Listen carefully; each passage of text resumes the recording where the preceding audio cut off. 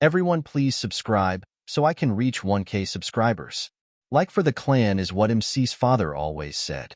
He meant that MC should not desire anything, and that he should just stay by his brother's side like a shadow. We see MC is on his knees. One person says, "What a priceless sight. A knight fighting off the continent's strongest commanders on his own. As expected of that man's brother. Very interesting indeed." Sion vert. Cyan asks that person, "Who made you do this? Was it the emperor?"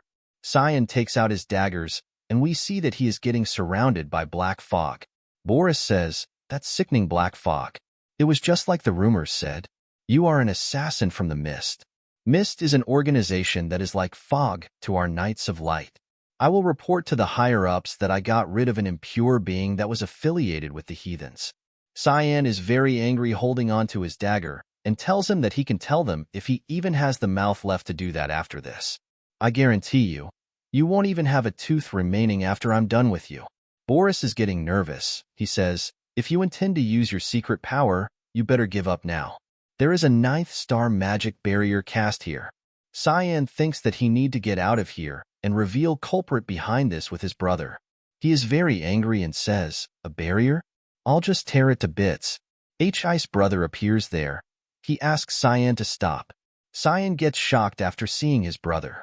He never imagined that his brother would betray him. He thinks, "Live for the clan is what my father always said." His father tells him that his brother Askel is by extension the clan. Ashenvert's success is Cyanvert's success. Cyan sees his brother and thinks, the culprit behind this was Askel. He was very shocked and dropped to his knees. Askel says, "You seem very confused that I'm here." Cyan asks him, "What is the meaning of this?" He says, "You've carried out your duties well. For the clan, for the people, and for me. Therefore, I'm just trying to take the burden off your shoulders." Cyan is still in shock and says, "I don't understand. Did I do something wrong?" Ashen says, "Wrong? That ominous fog. You're nothing more than a murderer. I can't even call you human anymore. You fooled us for long enough. Can you really say that you don't know your sins?" Cyan thinks, "Murderer? My sins? What the hell is he talking about?" The succession fight within the Empire. The Demon King armies raid. The war to unify the continent. I helped you achieve all that you began, because serving you was my life. But now, you're abandoning me? I worked like a dog for 20 years under you. He is very angry. He gets up and thinks, "It doesn't matter if my entire body breaks down. I will give everything I have right now, if it means I can destroy you." Soldiers are shocked after seeing his powers and wonder how he still has this much mana left. That's impossible. That's no human. Cyan is ready to fight and says, "How silly. The hero is trying to kill his younger brother because he's afraid. Aren't you ashamed of yourself?" Cyan attacks him, but he dodges his attack. Cyan runs around and thinks that just once is enough. They both are ready to collide their weapons. Cyan thinks, if I can stab his weak point so that he can't regenerate. There is a barrier that stops Cyan's attack. This barrier is created by Boris. Ashen stabs him with his sword and says, "You poor bastard. I wanted to do you the favor of giving you a painless death since you are my younger brother, but you have shown your true colors. I knew that was what you were from the start. A demon. It's a good thing I never trusted you to begin with." He throws Cyan away and is about to go away from there. Cyan is about to die and thinks, "Damn it. Is this my end? What a foolish life I've led. Stupid." He suddenly jumps to attack Ashen. Ashen sees that and attacks him, which kills him. After that, he wakes up on his bed. His maid Emily is there. She asks about how long he intends to sleep for. She tells him that he needs to get ready. She is calling him a young master. Cyan suddenly asks her, "Why are you here?" He thinks, "It has been almost 20 years since I last saw her. She's the same as the last time I saw her. This place, I remember. It's the room I used to live in when I was younger. The furniture arrangement is the same too. Wait, am I back to being a child?" Emily asks him if he is stalling for time because he doesn't want to go to training. She tells him to make up his mind and get ready for training. We see the Vert clan duchy.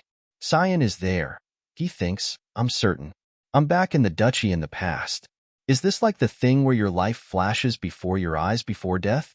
I remember. 27 years ago. Foundation year 985, March 1st.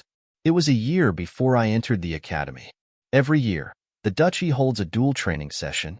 My father, who is the owner of the duchy, Duke Very, attends the event, making it a very big deal. My opponent is Kransfurt. He is the same age as me. My half-brother. His mother, Margaret Erzith, is the Duke's wife. That, Krantz received a lot more attention despite the fact that we were both the youngest. I was a bastardized son, and after being mocked in this fight, I became a laughing stock to everyone. This duel was the reason my father stopped paying any attention to me too. Emily suggests that he surrender. Cyan tells her that it's fine. He can easily win. Cyan thinks, even a maid is looking down on me. He picks up the rapier and thinks, it's just a rapier. But it's so heavy. My strength is the same as when I was this age. This sensation, it's definitely not a dream. Nor is my life flashing before my eyes. I've never even heard of a magic spell that is capable of creating such strong illusions either. Am I really back in the past? Then maybe I can change the future. Krantz says, you didn't run off. Vert tells them to begin the duel. Krantz runs to attack him while asking him what he is looking at. Krantz is about to hit him. Cyan sees him and thinks, what? Is he a snail or something? Cyan easily dodges his attack. Krantz tries to attack him again and says, dodging like a coward. Cyan attacks him and throws his weapon away. Cyan hits him on the leg. He starts to scream in pain. His mother is worrying for him. Cyan thinks, now if I just put my sword up to his throat, this duel is over. But that's not enough. When I was this age, Krantz always bullied me as his form of entertainment. That bullying continued in the academy too. So I need to really stomp him down so that he can never try to do anything to me again. In this life, I will now pave a path on my own, for myself. After getting beaten by Cyan, Krantz passed out. The result of the duel was Krantz's loss. The Duke ordered for me to see him, and even freed up his schedule. Was my victory in the duel that impressive? I even have a high-class knight, Yulkin, who was directly affiliated with the Duke, escorting me. Cyan sees Krantz's mother on his way. After seeing her, Cyan smiles and thinks, she seems like she was talking to him about her son. She looks like she stepped in shit. Cyan asks him, is Krantz okay, madam? She gets angry and says, you have the audacity to ask such a question after beating your brother like that? How thick-skinned of you. Cyan tells her that this is how duels work. She says, this is why bastards shouldn't be treated like legitimate children. Like mother, like son. It's all because the mother is some dirty whore. You should be on the streets begging for food instead. You dare to put up a fight? You should know to be grateful. Cyan gets very angry and thinks, she has crossed the line. Should I kill her? No, I know better than anyone how to make her suffer. I'm going to torture her. Slowly, like painstakingly slowly. Cyan says, you know I'm going to the academy as well along with Krantz, right? She asks him what exactly is his point. Cyan says, I'm sure you want your son to graduate with his limbs intact, right? I guess you're not that worried about him, Duchess? She is about to hit him. Yulkin stops her and says, I apologize, Duchess. The Duke called for him with urgency, so I don't think we can delay anymore. We'll get going now. Cyan laughs and says, the Duke's orders are absolute. I'm being protected by the guard knight who was given that order. A knight who won't submit even to the Duke's wife. How nice and reliable. He enters the room of Duke. He says, from Cyan, the youngest child of the house of Vert, greetings, father. Vert asks him to have a seat. He thinks, it's been almost 15 years since we met one-on-one.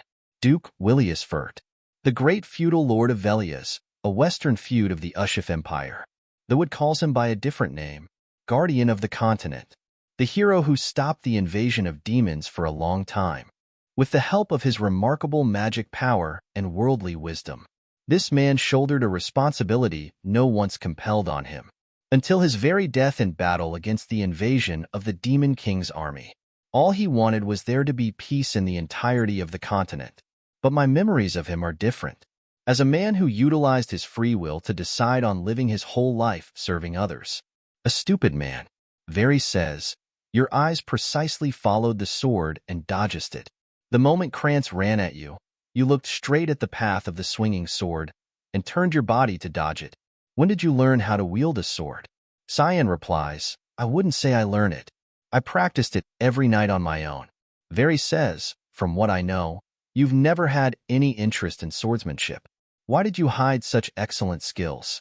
Cyan replies, I didn't really want to catch others' attention. Vert says, despite that, you really went all out at taking down Krantz. But wasn't what you did after that unnecessary? Cyan thinks, his intention behind that question seems pretty pursuing. Is he trying to get a feel of what I'm capable of? Cyan tells him that he wanted to prove himself. Very asks him about what he wants to prove. Cyan tells him that he wants to prove that he is better than Krantz, even though we share the same blood, which is also what I concluded as the meaning of the duel. Very smiles and says, excellent. A clear and concise answer that shows off your level-headedness. I didn't know you were so talented. I'm delighted. You'll become a great, reliable source for the Askel one day. Cyan thinks, what? Why would I become his helper? It's the same as always. He's still as obsessed as ever with Askel. Vert says, it's not a trophy, but I want to reward you for this duel. If you want something, you can tell me. Cyan thinks, then, I'll destroy everything. Everything that Askel tried to do. Cyan tells him that he wants to enter the battlefront. Emily gets shocked after hearing that Cyan wants to enter the battlefront. Cyan says, yeah, that's right. Nothing's certain yet. She asks him, are you out of your mind? Do you have any idea what kind of place that is? It's swarming with wicked and terrifying demonic beasts all over the place. Velias, the western feud of the Ushif Empire. This is the only place in the entire continent to be called a battlefront. Even in that the Lima Valley, that can be called the front line, is a ferocious battlefield where the battles with demons have been going on for hundreds of years. Because of that, my father, who stubbornly opposed it from the start, gave me a condition to become worthy of going to Limia Valley within 1 month. Cyan thinks, I don't know on what basis he will decide my worth yet. I just gotta raise my physical strength as much as possible in the time I've been given. I'm still weaker than my peers. At least I'm lucky enough to have the same combat sense as I had before regressing, and the little amount of magic I sense from within me. If I train this body as per my capability, I can definitely make good use of it. I'm going to start training today. Cyan's sister Alice appears there. She grabs Cyan and asks him if he is crazy. She tells him she heard that you asked father to send you to the battlefront. She says, it looks like defeating Krantz got to your head. This won't do. Come with me to the rooftop. They appear on the rooftop. She says, now, we start when we draw our swords. I'll let you go to the battlefront if you can endure my attacks for 3 minutes. Cyan asks her, do you really have to go this far, Alice? She says, I'm not hearing any of that. Just answer one question. Are you after the family's title? Cyan thinks, that's why she's doing this? I'm not the slightest bit interested in that. She assumes that he is and asks him to draw his sword. Cyan thinks, it hasn't even been half a day since my duel with Krantz. The whole day was chaotic. She runs to attack him, but Cyan stops her attack. She thinks, no way. He blocked that. He's a 10-year-old though? Cyan thinks, are you really trying to go all out against your brother who's 7 years younger? She thinks, a rapier has a very light blade, yet he cleanly parried off my long sword's attack. Was he just lucky this time? She says, you've got better intuition than I thought. She attacks her, but he dodges her attack again. She gets very shocked. This is the end. Subscribe for the next part.